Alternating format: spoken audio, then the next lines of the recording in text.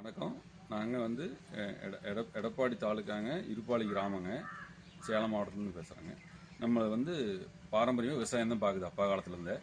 இப்போ வந்து போன வருஷம் வந்து செவ்வாழை வந்து பயிரிட்டுருக்குறோம் இப்போ புதுமையாக. அது வந்து பார்த்தீங்கன்னா நம்ம கம்பெனி அக்ரி வந்து மிஸ்டர் வெங்கடேஷ் அவருக்கு ஃபோன் பண்ணி வந்து கொஞ்சம் பார்க்க சொன்னாங்க.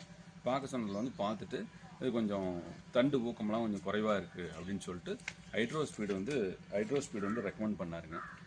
அது போட்டதுக்கப்புறம் நல்லா தண்டு வளர்ச்சி நல்லா இருந்துச்சுங்க. தன்னுடைய ஊக்கமும் பார்த்தீங்கன்னா நல்லா பெருசாகவே இருந்துச்சுங்க. அதுக்கு பிறகு ரெகுலராக வந்து பார்ப்பாருங்க அப்பப்போ.